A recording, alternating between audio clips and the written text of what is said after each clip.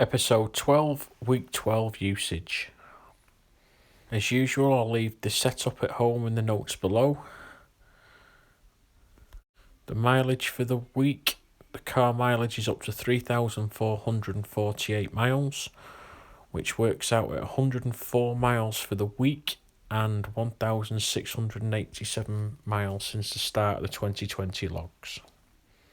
Generation meter is now reading 29,466 kilowatt hours, which is 90 kilowatt hours for the week, so that's a new record for the week, and a total of 477 since the start of the 2020 logs. This week I've been messing around with the Eddi device a little bit because I was getting quite a lot of interference from the Eddi when the powerwall had fully charged. So what I've done, I've basically changed the delay times and also the point at when the Eddi imports energy to the hot water. So it's like 100 watts, which is always going out to the grid, and everything else does go back into the Eddi, and this seems to have sorted out the issue with the Eddi. We've this double dip that we're getting from the Agile Octopus Tariff is now becoming more and more pronounced, and I think that's because we're seeing more and more solar on the network along with the wind. The wind and the sun is now regularly more than 50% of what's on the national grid. The import meter is now reading 7,185 kilowatt hours, which works out at 205 kilowatt hours for the week, and since the start of the 2020 logs we've now used 4,594 kilowatt hours. The week usage that the Tesla has recorded has really changed this week. We've reduced the import dramatically and the solar is up very high. We did have a bit of an issue on Monday. We had an update on the Tesla app and it isn't showing probably about 6 or 7 kilowatt hours that we produced in the morning. It reset around about dinner time from 0. We had 276 kilowatt hours of home usage, 84.2 kilowatt hours of the sun. From the Powerwall we got 90 kilowatt hours, and we pulled 205 kilowatt hours from the grid. And if we break that down on the daily basis, we pulled on Monday 18.6 kilowatt hours from the grid with 0.1 going back, 12.7 kilowatt hours from the Powerwall. We got 8.7 for the solar on Monday, which was the least of the week. No, that's not true. We got 5.5 on Wednesday, so 8.7 kilowatt hours of solar on the Monday, and the home usage was 28.6 kilowatt hours. But the solar reading of 8.7 is short because of the Tesla update. On Tuesday, we pulled 27.3 kilowatt hours from the grid and 0.6 kilowatt hours going back.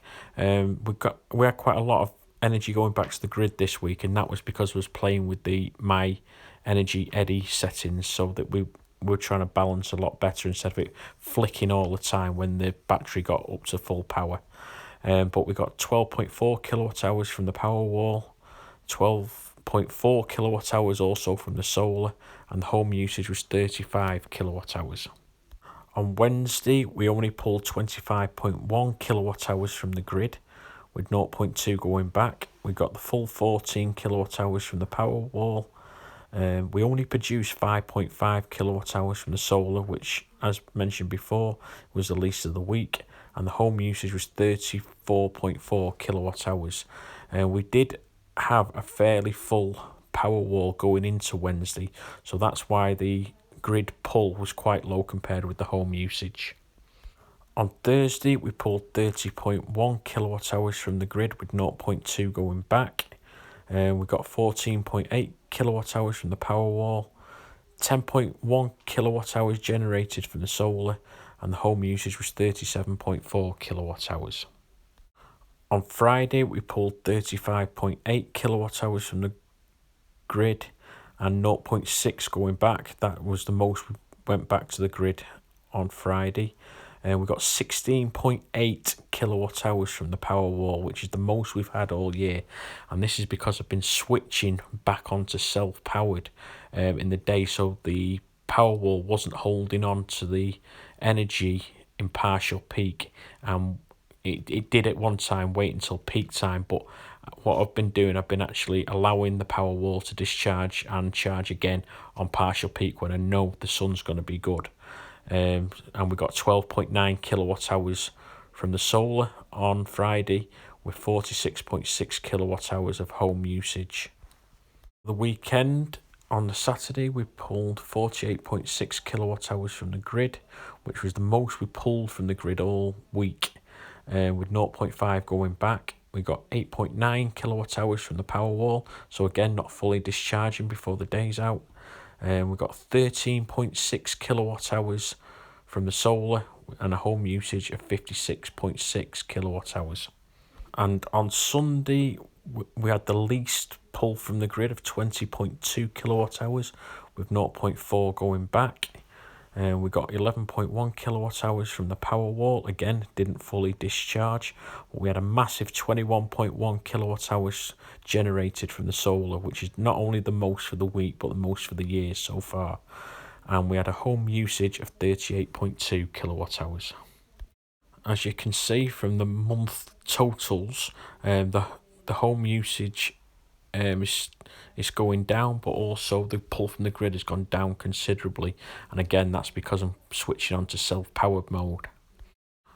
I've updated the gas usage from last week on there, so that's up to date, and again the gas is going to be a week behind. But as usual, thanks for watching, and please like and subscribe.